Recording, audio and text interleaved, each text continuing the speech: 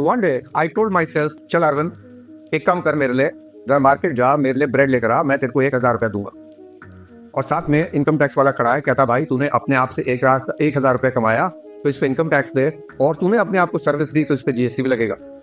Sounds very crazy, right? Today I'm going to be discussing the concept of mutuality and it is basically on the same principle. तो इसको expand करते हैं। अब 5 लोगों ने मिलकर एक प्लॉट खरीदा और वहां पर फ्लैट्स बनाए, हर एक का एक flat.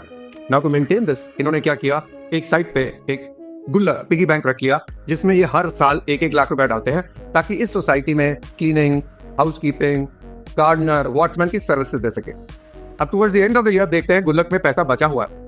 Again the income tax department says this is income of the गुल्लक and there is service provided, तो उसके ऊपर 1-1 लाख के जो मेंबरशिप फीस है जीएसटी लगेगा। थोड़ा और आगे चलते हैं। आपने सोशल क्लब बनाया, Chandigarh club limited, same principle. कुछ लोगों ने मिलकर बैडमिंटन कोर्ट्स बनाए, मिलकर रेस्टोरेंट बनाए, अपना कंट्रीब्यूशन दिया एज मेंबर सब्सक्रिप्शन और सर्विसेज मिली। तो जो चंडीगढ़ क्लब के पास एक्स्ट्रा पैसा बच गया है, क्या वो उनकी इनकम है? और जो सब्सक्रिप्शन मेंबरशिप फीस है, क्या उस पर जीएसटी लगेगा? So this is the concept of mutuality where you cannot earn from your own self. और जो काम आप इंडिविजुअली नहीं कर सकते, अगर कलेक्टिवली कर रहे हो तो income tax says that is a mutual concern. Resident welfare associations, clubs, social clubs, even ICAI are mutual concerns and इनकी इनकम पर टैक्स नहीं लगता है।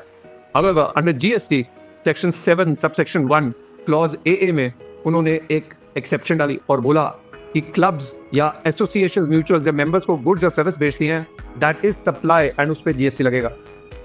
Now there is a judgment, a very landmark judgment which came in April this year, which is now challenging this and saying कि इसके ऊपर GST नहीं लगना चाहिए because the concept of mutuality को override नहीं कर सकता GST act. If this is passed, then all clubs, all resident welfare associations may not need to charge GST in the future, पर अभी ये फाइनल नहीं है। If you want to understand the concept of mutuality in detail, मैंने अपना lecture mutuality का YouTube पे upload कर दिया है, जिसका लिंक मैंने नीचे दिया है, उसको आप देखेगा जरूर। It's a very interesting concept. And for more such intelligent discussion, keep following me, keep subscribing. Little by little, we will become chartered accountants.